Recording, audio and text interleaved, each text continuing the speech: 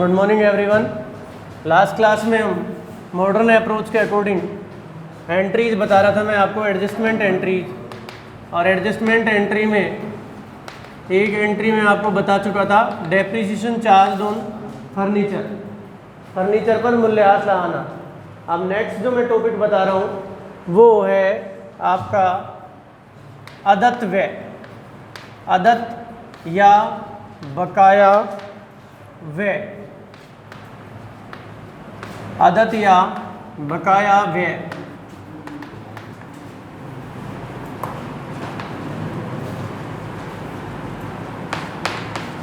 अदत्त व्यय या बकाया व्यय क्या होते हैं? अदत्त व्यय या बकाया व्यय समझना है आपको। बकाया का मतलब हम जानते हैं, बकाया मतलब ड्यू, जो हमने अभी नहीं चुकाया, वो होता है अदत्त व्यय या बकाया व्यय। अर्थात ऐसे खर्चे जो अभी नहीं चुकाए गए हैं, जो अभी बकाया चल रहे हैं, वो आउटस्टैंडिंग एक्सपेंसेस कहलाते हैं। कैसे? जैसे मान लीजिए हमारे पास एक 4th क्लास है, उसे 2000 पर मंथ सैलरी दे रहे हैं। कितनी दे रहे हैं? 2000 पर मंथ। और पूरे साल में 12 महीने होते हैं, और 12 महीने के हिसाब से हमें उसे सैलरी कितनी देनी चाहिए? 24,000, 24,000 रुपये सैलरी देनी चाहिए। लेकिन हमने 11 मंथ की सैलरी दी है उसे, अभी 11 महीने की, तो 11 महीने की सैलरी दी है तो 22,000 दिए हुए हैं। अभी कितने बकाया चल रहे हैं? 2,000 बकाया चल रहे हैं। तो जो ये 2,000 जो बकाया चल रहे हैं, ये आउटस्टैंडिंग सैलरी कहलाएगी। क्या कहलाएगी? ये आउटस्टैंडिंग सैलरी। अब मैं आपको बता दूं, जब हम आपको कॉन्सेप्ट पढ़ाएंगे तो 2 कॉन्सेप्ट होते हैं अकाउंट्स में। एक तो होता है मैचिंग कंसेप्ट, मैचिंग कंसेप्ट, इनके नोट्स मैं आपको सेंड कर दूंगा। मैचिंग कंसेप्ट ये कहता है कि जो खर्चा जिस साल का है उसे उसी साल रिकॉर्ड करना चाहिए, चाहे वो चुकाया है या नहीं चुकाया, चाहे वो चुकाया है या नहीं चुकाया। ज्योति और लवजोत, आप भी इधर देखो, 11 का ही है। जो एक्सपेंसेस जिस ईयर का है उसी साल रिकॉर्ड करेंगे, चाहे वो हमने चुकाया है चाहे नहीं चुकाया, चाहे वो बकाया चल रहा हो, लेकिन जिस ईयर से रिलेटेड है उसे उसी साल हम रिकॉर्ड करेंगे। ये हमें ध्यान रखना है। तो यहाँ पर मैं आपको उदाहरण दे रहा था कि सैलरी जो हमने पेड की वो 11 मंथ की सैलरी पेड की, जबकि 12 मंथ होते हैं। 11 मंथ की सैलरी हमने 22,000 सैलरी पेड की, तो 2,000 सैलरी के हमारे बकाया चल रहे हैं, तो वो आउटस्टैंडिंग सैलरी कहलाएगी। क्या कहलाएगी? वो आउटस्टैंडिंग सैलरी कहलाएगी हमारी। समझ में आ रही ना बात? लेकिन वो इसी ईयर से रिलेटेड है, तो इसी ईयर में क्यों है ऐसा? ऐसा इसलिए है कि हमें सही प्रॉफिट और लॉस निकालना है। यदि इस साल का खर्चा है, इस साल हम रिकॉर्ड नहीं करेंगे और अगले साल रिकॉर्ड कर रहे हो आप, तो इस साल का प्रॉफिट तो बढ़ जाएगा जब एक्सपेंसेस कम लिखोगे तो, और अगले साल का प्रॉफिट क्या हो जाएगा? कम हो जाएगा। तो सही प्रॉफिट लॉस कैसे पता लगेगा? नहीं पता लगेगा। तो इसलिए जो एक्सपेंसेस जिस ईयर से रिलेट करते हैं, जिस ईयर से संबंधित हैं, उनको उसी वर्ष में हमें दिखाना चाहिए, चाहे वो उनका पेमेंट हमने किया है या नहीं किया। तो उससे रिलेटेड ही है ये आउटस्टैंडिंग एक्सपेंसेस, बकाया या अदत्त व्यय। कैसे? इसको अपन, इसकी मैं आपको डेफिनेशन लिखवा रहा हूँ, आप लिख सकते हैं। ऐसे खर्चे हेडिंग लिख सकते हो आप सेपरेट पेज पर। ऐसे खर्चे जिनका संबंध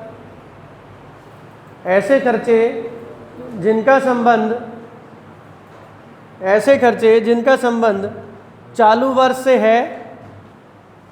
वर्ष से है,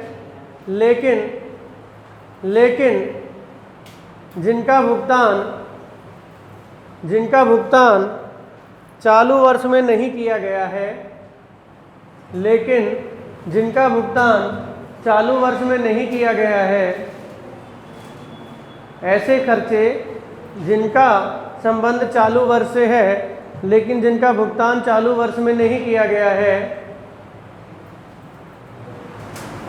ऐसे खर्चे बकाया व्यय या अदत्त व्यय कहलाते हैं। ऐसे खर्चे बकाया व्यय या अदत्त व्यय कहलाते हैं। Expenses which relate with current year but not paid in that year called outstanding expenses. Expenses which relate with current year but not paid in that year called outstanding expenses। अर्थात ऐसे खर्चे जिनका संबंध करंट ईयर से है, लेकिन current year में जिनका पेमेंट नहीं किया हमने, अभी बकाया चल रहे हैं, आउटस्टैंडिंग एक्सपेंसेस कहलाते हैं। सबसे पहली चीज़ तो हमें ये समझनी जरूरी है कि आउटस्टैंडिंग एक्सपेंसेस क्या है। अब आउटस्टैंडिंग एक्सपेंसेस क्लियर हो गए, तो आउटस्टैंडिंग एक्सपेंसेस एक एग्जाम्पल के माध्यम से हम बता सकते हैं इसको। देखिए, वेतन चुकाया 2000 रुपये प्रति माह,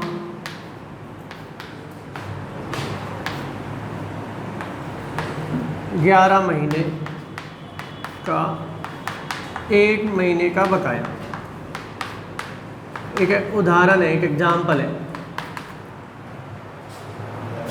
salary paid ₹2000 per month for 11 month, 1 month outstanding. जिन बच्चों ने अभी एंट्री नहीं पढ़ी है उनको अभी थोड़ी सी प्रॉब्लम आएगी इसको समझने में, क्योंकि पीछे एंट्री सिंपल एंट्री आएगी, उसके बाद ही आएगी। तो यहाँ पर हमने 11 महीने की सैलरी का पेमेंट किया है हमने 2000 रुपये पर मंथ के अकॉर्डिंग। तो हम यहाँ पर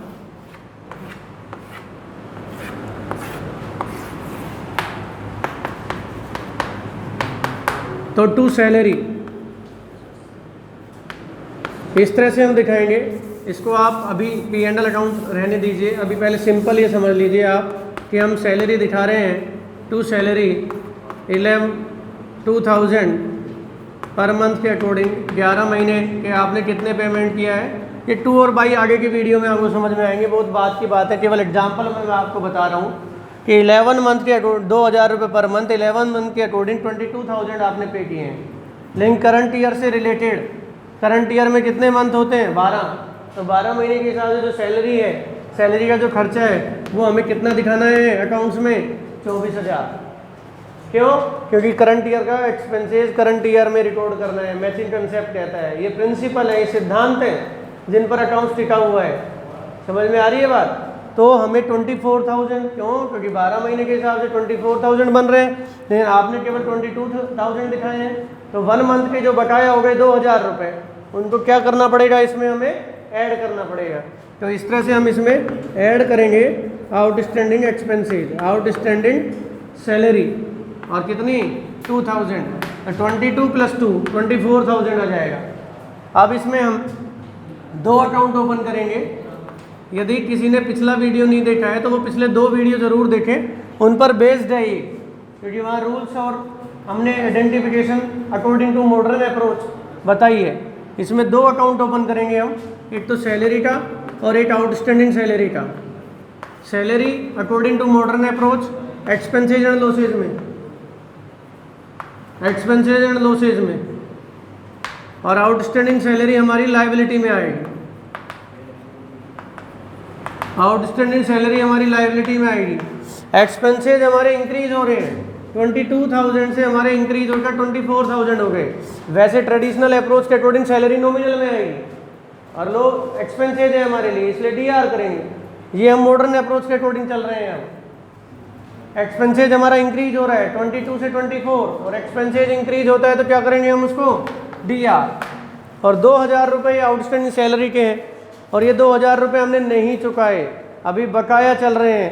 वो बकाया चल रहे हैं तो कोई भी व्यक्ति है, चाहे मोहन को हमें ये देने थे मान लो, और मोहन को हमने 2,000 रुपये अभी नहीं दिए, तो जो व्यक्ति हमसे पैसे मांगता है, जो व्यक्ति हमसे पैसे लेगा, वो क्या कहलाता है हमारा? क्रेडिटर या डेटर? क्रेडिटर। तो 2,000 रुपीज़ से मोहन हमारा क्रेडिटर हो गया, तो आउटस्टैंडिंग एक्सपेंसेज हमारी लायबिलिटी हो गई।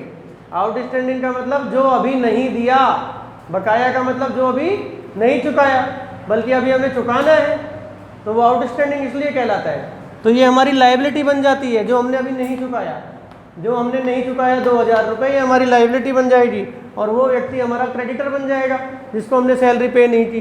जब वो हमारा क्रेडिटर बन जाएगा तो लायबिलिटी हमारी इंक्रीज हो जाती है, और लायबिलिटी इंक्रीज हो जाती है तो हम इसको CR कर देते हैं। और जब हम इनकी एंट्री बनाते हैं तो एंट्री हमारी बन जाएगी, एंट्री हमारी बन जाएगी सैलरी अकाउंट DR ये एंट्रीज बनाना धीरे धीरे आएगा। टू आउटस्टैंडिंग सैलरी अकाउंट, ये एडजस्टमेंट एंट्री है। ये मात्र 7 एडजस्टमेंट एंट्री है जिनको आप मॉडर्न अप्रोच से ज़्यादा अच्छे से समझ सकते हैं बजाय ट्रेडिशनल अप्रोच से, इसलिए हमने आपको मॉडर्न अप्रोच बताई है। इनके अलावा बाकी एंट्रीज उसी तरीके से होनी है जैसे हम करते थे, कोई ज़रूरी नहीं है। यहाँ भी आप सैलरी को आप नॉमिनल में डालो, एक्सपेंसेज है डीआर करोगे तो ऑब्वियसली बात है आउटस्टैंडिंग सैलरी अपने आप सीआर होगी, तो एंट्री अपने आप ही बन जाएगी salary account DR to outstanding salary account. तो इस तरह से हमने आपको ये एक एग्जाम्पल बताया, नोट कर लिया होगा आपने। इसमें मैंने आपको बताया कि 11 मंथ की हमने सैलरी पेड की है 2000 पर मंथ के अकॉर्डिंग 22,000, और 1 मंथ की सैलरी हमारी अभी बकाया चल रही है, तो 1 महीने की जो 2,000 रुपये बकाया चल रहे हैं वो आउटस्टैंडिंग सैलरी हो जाएगी। सैलरी 2000 पर मंथ के अकॉर्डिंग 11 महीने की सैलरी 22,000 हो गई, लेकिन अभी 2,000 रुपये सैलरी के हमारे बकाया चल रहे हैं, वो आउटस्टैंडिंग है, और जो एक्सपेंसेस जिस साल का है उसी साल दिखाएंगे। इसलिए इसको क्या करेंगे हम 2000 को इसमें ऐड करेंगे, 22 + 2 24,000। और जब हम इसमें अकाउंट ओपन किए तो हमने 2 अकाउंट ओपन किए, एक तो सैलरी का और एक आउटस्टैंडिंग सैलरी का। सैलरी एक्सपेंसेज एंड लॉसेज है, इंक्रीज हो रहे हैं तो डीआर, आउटस्टैंडिंग सैलरी हमारी लायबिलिटी है, क्योंकि मान लीजिए 10 क्रेडिटर हैं, 10 लोग हैं हमारे मांगने वाले, उनमें एक व्यक्ति और बढ़ गया, मोहन, जो हमसे 2,000 रुपये मांगता है, जिसको हमने अभी पैसा नहीं दिया, तो हमारी लायबिलिटी बढ़ी नहीं बढ़ी? क्रेडिटर्स बढ़े तो लायबिलिटी बढ़ी, और लायबिलिटी बढ़ती है तो सीआर करते हैं, ऐसा रूल है। पिछले वीडियो में आपने देखा होगा, salary account DR to outstanding salary. Liabilities का जो रूल है वो ये है कि लायबिलिटी इंक्रीज होती है तो सीआर करते हैं, डिक्रीज होती है तो डीआर करते हैं। एक्सपेंसेज एंड लॉसेज इंक्रीज होते हैं तो डीआर करते हैं, और डिक्रीज होते हैं तो सीआर करते हैं। ऐसे ही अब एक एडजस्टमेंट एंट्री और हम अभी आपको बताएंगे आज। अगली एडजस्टमेंट एंट्रीज, सिंपल एंट्री हमने आपको बताई, बैंक वाली एंट्री हमने आपको बताई, डिस्काउंट और बैड डेट से रिलेटेड एंट्री, गुड्स से रिलेटेड एंट्री, सब एंट्रीज मैं आपको बता चुका हूँ। ओपनिंग एंट्री बता दी है आपको। अब एडजस्टमेंट एंट्री फाउंडेशन तक आपको कहीं कोई दिक्कत नहीं आएगी, इनके अलावा कोई एंट्रीज नहीं आएंगी, नहीं अभी आपको क्लियर हो जाएंगी, फिर फाइनल अकाउंट में हम इनको रिपीट करेंगे तो और अच्छे से क्लियर हो जाएंगी एंट्रीज आपको। नेक्स्ट है हमारा अगला एडजस्टमेंट पूर्वदत्त व्यय। पूर्वदत्त व्यय, इसको बोलते हैं प्रीपेड एक्सपेंसेस। प्रीपेड एक्सपेंसेस क्या होता है? पूर्वदत्त व्यय, प्रीपेड एक्सपेंसेस। प्री और पेड, प्री का मतलब पहले और पेड का मतलब पेमेंट कर दिया जाए, इसको भी सेपरेट आप नोट कर सकते हो। पूर्वदत्त व्यय या प्रीपेड एक्सपेंसेस, ऐसे एक्सपेंसेस जिनका संबंध नेक्स्ट ईयर से है और करंट ईयर में हमने पे कर दी, वो प्रीपेड कहलाते हैं। तो आप लिख सकते हो ऐसे खर्चे जिनका संबंध अगले वर्ष से होता है, जिनका संबंध अगले वर्ष से होता है, लेकिन जिनका भुगतान चालू वर्ष में कर दिया है, जिनका भुगतान चालू वर्ष में कर दिया है, वह पूर्वदत्त व्यय कहलाते हैं, वह पूर्वदत्त व्यय कहलाते हैं। ऐसे खर्चे जिनका संबंध अगले वर्ष से होता है लेकिन जिनका भुगतान चालू वर्ष में कर दिया है, पूर्वदत्त व्यय कहलाते हैं। Expenses which relate with next year but paid in current year called prepaid expenses. Expenses which relate with next year but paid in current year called prepaid expenses, वो प्रीपेड एक्सपेंसेस कहलाते हैं। एक एग्जाम्पल से हम समझ लेते हैं इसको कि मान लीजिए salary paid for 13 month ₹2,000 per month, 1 month advance, 1 month advance, 11 महीने 13 महीने की सैलरी पेड कर दी, कितने महीने की सैलरी पेड कर दी? 13 महीने की। लेकिन वर्ष में कितने महीने होते हैं? 12 महीने। तो जो एक्सपेंसेज में दिखाने चाहिए वो 12 इंटू 2000 24,000 दिखाने चाहिए, लेकिन हमने पेड कितने कर दिए? 26,000। अब यदि हम 26,000 खर्चे में दिखाएंगे तो 2,000 रुपये से इस साल का प्रॉफिट क्या हो जाएगा? कम हो जाएगा नहीं हो जाएगा? कम हो जाएगा नहीं हो जाएगा? यदि खर्चे में 2,000 रुपये ज़्यादा दिखाओगे जिनका संबंध इस वर्ष से नहीं है बल्कि अगले वर्ष से है, तो इस साल 2,000 से प्रॉफिट कम हो जाएगा ना बेटा हमारा। और 2,000 रुपये से प्रॉफिट यदि हमारा कम हो जाएगा तो सही प्रॉफिट लॉस नहीं आएगा ना। इसलिए अगले वर्ष का खर्चा इस साल हम क्या करेंगे? माइनस कर देंगे। तो कैसे करेंगे? देखिए अपन क्या करेंगे, टू सैलरी 2,000 रुपये पर मंथ के हिसाब से 13 महीने के हो गए 26,000, लेकिन करंट ईयर से रिलेटेड बनते कितने हैं? 24,000। करंट ईयर से रिलेटेड कितने बनते हैं? 24,000, हाँ या ना? तो अब क्या करें? 26 से 24 पर कैसे आएंगे? वहाँ पर कैसे आए थे अपन? 22 से 24 पर ऐड किए थे हमने। यहाँ पर 26 से 24 पर आने के लिए माइनस करेंगे, इसलिए प्रीपेड को हमेशा माइनस करते हैं, आउटस्टैंडिंग को ऐड करते हैं। Less prepaid salary, prepaid salary क्योंकि एक महीने की सैलरी अगले साल से संबंधित है तो उसे इस साल हम खर्चे के रूप में नहीं दिखा सकते, इसलिए हमने माइनस कर दिया। 24 हो गई आपकी। दो अकाउंट ओपन करेंगे, एक तो सैलरी का और एक प्रीपेड सैलरी का। सैलरी हमारे लिए एक्सपेंसेज है, एक्सपेंसेज एंड लॉसेज है, और प्रीपेड सैलरी जिस व्यक्ति को हम एडवांस पेमेंट कर देते हैं, जिस व्यक्ति को एडवांस में पेमेंट कर देते हैं वो क्या कहलाएगा हमारा? डेटर या क्रेडिटर? डेटर, बिल्कुल सही है। डेटर क्यों कहलाएगा? क्यों? क्योंकि हमने उसको 1,000 रुपये एडवांस दे दिए, उसने अभी काम हमारे यहाँ किया ही नहीं। 2,000 पर मंथ 4th क्लास को मैं सैलरी दे रहा हूँ। अक्टूबर अभी 3 अक्टूबर है और एडवांस में उसने अक्टूबर की सैलरी ले ली, तो वो हमारा जब तक पूरा अक्टूबर नहीं जाता है जब तक वो हमारा डेटर बना रहेगा नहीं रहेगा। और डेटर हमारी एसेट होती है, आपको पढ़ाया है मैंने, क्या हमारी एसेट होती है, क्या लायबिलिटी। तो प्रीपेड सैलरी हमारी एसेट्स होती है। अब यहाँ एक्सपेंसेज हमारे कम हो रहे हैं, 26 से कम हो गए, कितने हो गए? 24। और एक्सपेंसेज इंक्रीज होते हैं तो DR और डिक्रीज होते हैं तो क्या कर देंगे इसको? CR। प्रीपेड सैलरी हमारी एसेट है। हमारे 5 देनदार थे, राम, सोहन, मोहन, मुकेश, अनिल। एक और बन गया नया, रवि। कितने रुपए से डेटर बन गया है हमारा? 2,000 से। तो डेटर इंक्रीज हुए, डेटर इंक्रीज हुए तो एसेट इंक्रीज हुई, और एसेट इंक्रीज होती है तो क्या करते हैं? DR। तो क्या एंट्री बन जाएगी? Prepaid salary account DR to salary account. Prepaid salary account DR to salary account. Narration being prepaid salary, being prepaid salary 26,000, इसमें से हमने 2,000 रुपये करंट ईयर से रिलेटेड नहीं है बल्कि नेक्स्ट ईयर से रिलेटेड है, अगले साल की सैलरी है, इस साल नहीं दिखाएंगे तो इसलिए हमने माइनस किया। एक्सपेंसेज हमारे डिक्रीज हो गए, 26 से 24 हो गए, एक्सपेंसेज कम होते हैं तो CR करते हैं। प्रीपेड सैलरी हमारी एसेट हो गई क्योंकि ये व्यक्ति हमारा डेटर है, डेटर इंक्रीज होंगे तो एसेट इंक्रीज होगी, और एसेट इंक्रीज होती है तो क्या करते हैं? DR।